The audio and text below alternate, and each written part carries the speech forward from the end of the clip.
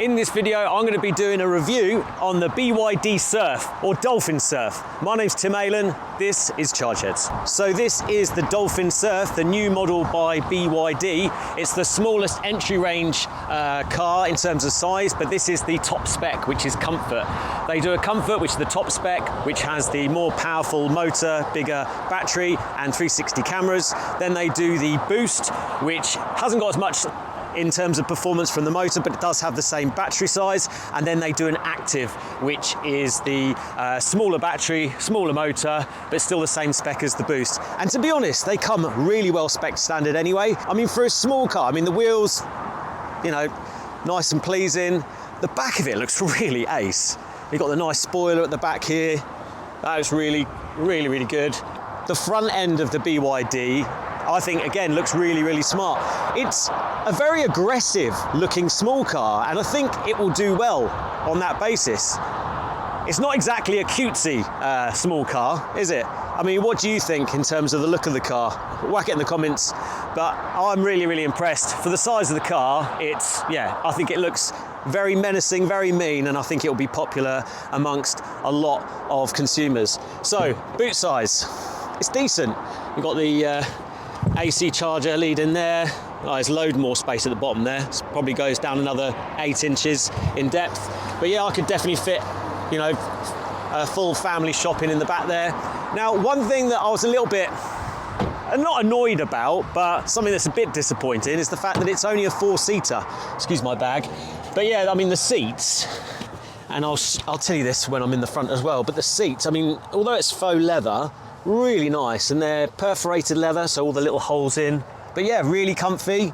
I'm 5'11", and I've got a decent amount there. I think anyone over 6'1", 6'2", depending on their size, might suffer a little bit, but best to come and try it. But look at these seats. These are the standard seats on all of the Surfs, and they are really comfy.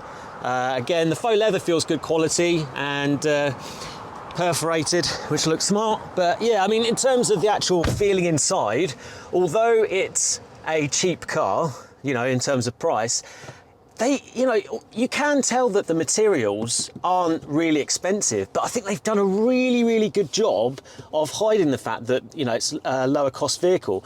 This is nice. It's kind of a suede leathery material. That's kind of nice. I do love the dashboard design. It kind of swoops from the door. It all looks really ergonomic. In terms of the technology, or the technology, you've got the driving modes here, so park, reverse drive, and then park on the end there. Really like that, so it's nice and easy, it's not in the way. You've got your wireless Bluetooth there, nice. You've got USB-C, USB down there. You've got a few buttons here. I'd like to see the air conditioning buttons here personally, but the air conditioning buttons are up here. It's quite a hot day today. But yeah, you've got all the kind of Spotify, Android Auto, etc. It didn't let me go on the navigation, so I don't think they've set it up yet, because this car has done 15 miles. But it's got some good information on here in terms of your miles per hour and your kilowatts. I'm not sure if you can see that because the light's on it. But yeah, it's got really good spec. I mean, all cruise control. One thing I have noticed, because I've literally just driven it down the road, it does kind of wobble a little bit, but it does handle okay, obviously from the height of the vehicle. And it's told me off a couple of times for not looking at the road when I was playing with the sat-nav. So yeah, bit of nanny state going on. I'm not sure if you can turn that down, but I've got it on full regen. Let's take it for a proper drive and see how we get on. Right, so there is a start button, which is just below the indicator stalk, and then you just pop it into drive. Now, what I've noticed so far is the power delivery is really good. The traction control was coming in a bit, but what I like to do on my test drives is give it a bit of pasty, as in, you know, make it work a bit harder. I'm not here for efficiency. You know, we know that the efficiency on these vehicles are pretty good, and WLTP, generally speaking, is achievable if you drive like Miss Daisy. But we want to see what actually it's like to drive. I'm not focusing on efficiency because everyone's going to drive different, but how does this thing drive? So I'm going to just floor it. Okay, pick up. It took a little while to pick up there because some of the electric cars out there, you put your foot full down on the accelerator and that vehicle will spin the wheels quite a lot. But this, it didn't actually do that. It kind of gradually moved off, which is a sign that they've tuned it really, really well off the pedal. The ride is extremely good. This is on the 16-inch alloys. However, the boost and the active, I believe, are on the 15s. I'll double check that at the bottom. So I'll put the specifications of the car on the screen now, and some of the pricing and some of the key stats, just so you've got an idea of what you're looking at. But yeah, I mean, it's just a comfortable place to be. The steering wheel's nice. I'm a bit of a steering wheel pervert, to be honest. The seats are really, really comfy. Okay, so the mode that I'm in at the moment is full regen, but if I take my foot off the brake, it's starting to lurch forward. So I'll put at the bottom of the screen if it has got one pedal braking, because that is something that I really, really like in my electric car. But if you're coming from a petrol car, it won't really make much difference. So I'm just accelerating, a little bit of wheel spin there, onto the dual carriageway. I mean, it picks up nicely. There we go, 70 miles an hour. That was decent. It's quite a lot of wind noise. Yeah, there is quite a lot of wind noise. It's something I noticed straight away. But this car is quite high in terms of the position, and you definitely feel that. It's telling me off because I'm going 70, just over 70, and it's flashing at me. I think this is the problem with these Chinese cars, in my opinion, is it tends to be they're a bit nanny state. No comment on where the cars have come from, but let's see if we can use the straight away on the cruise control. I'm actually really impressed with the package so far. Other than the nanny state stuff and the fact that it's a 4-seater, I'm actually really impressed. I wasn't really sure what I was expecting, but I love the look of it. I'm going to take it on some twisties now. Yeah, you can. It does lean into the corners quite a bit. Vision's good because the windows are nice and deep. One thing I did notice is the handles, the door handles are really low. It looks a bit odd on the outside. The suspension is really nice and soft.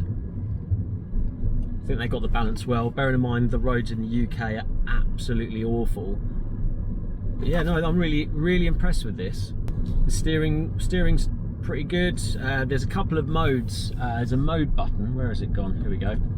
So I'm in sport at the moment. Let's put it into normal. Let's just do a bit of a reversing here. Let's see what the vision's like.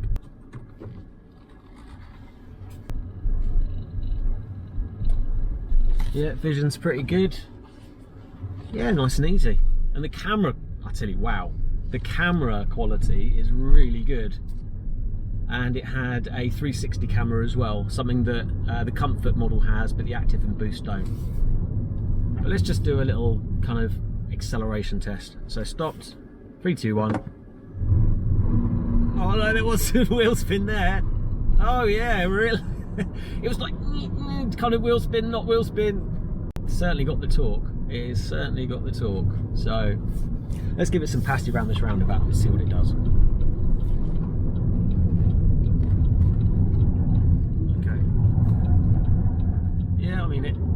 It's handling it okay. It's not. It doesn't feel like it's going to fall over. I mean, there's probably a bit of lift off oversteer, but to be honest, the traction control comes in too much. But yeah, pretty impressive, really. I think we'll do a brake test. I want to make sure that the brakes are good. Right, gonna brake. 3, 2, 1. It's pretty good. Yeah, definitely got enough brakes. Let's go this way. A bit more country road.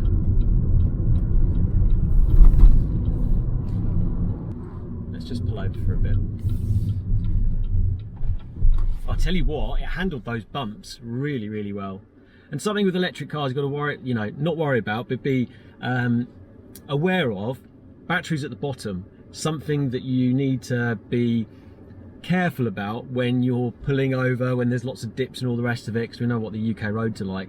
But the great news about this particular vehicle and most of BYD cars is they've got this blade battery technology, which is LFP, which is the new style of chemistry for batteries. So it doesn't have any cobalt in, which is good from a cobalt mines point of view. Anyway, so the good news about these batteries is you can whack a nail through it, or it can have a big accident, and they are very, very safe. It's sort of the latest technology, and because it's an LFP battery and the longevity of these batteries is a lot better, you can charge it up to 100%, and the battery degradation, which is something that reduces the size of the battery over time, isn't as much as well. So from a battery technology point of view, it's pretty much the best on the market. It gives you a lot more confidence in terms of if you're looking to have it for a long time, and yeah, worst case scenario if you have an accident.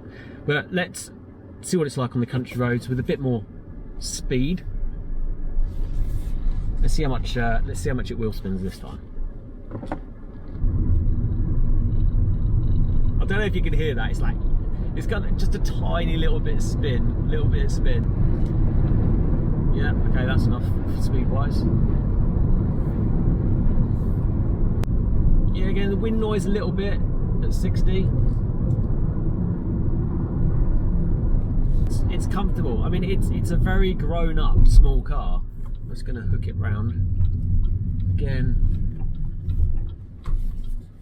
and I do like the gear selector. It's simple. It doesn't look cheap. It does exactly what it needs to do. There we go. So let's just stick at 60 around these twisties. Let's see what it's like. Well, it does float a little bit. Bear in mind we've got it in the non-sport mode. I'm not sure if that changes the suspension. It's probably just the performance based on the price. I'm off to drive the Leap Motor T03 next after this. It'll be really interesting to see how it compares. That is a lot less expensive car. Let's see how much it shows. Let's go around the roundabout again. Okay, the middle console does touch the knee a little bit, but bear in mind I'm going around roundabout pretty swiftly. So this is front wheel drive. So yeah, when you push it in the corners, the traction control is going to come in a bit to stop it understeering. It's definitely got all the gadgets you would want though. Even the standard like active model has got a similar sort of spec. So I don't think you'd be wanting for anything extra in terms of toys on the car. Just see what it's like in town. Really impressed with the suspension. Soaks it up nicely. Not too soft, not too firm. They've got the balance really, really well. And the speed warnings, they're not too bad. Flashes the speed in front of you on the dash, and everything's there in terms of information. You could argue there's a bit too much information on that little screen in front. So I've just come back to the dealership and I've been really, really impressed. But I'm not going to give you a review of this vehicle until I've driven the Leap Motor, just as a comparison. Because I've not driven a small brand new car for a long time. So I want to see what's the best out there, compare them, and then give you a result after that. So on to the next video.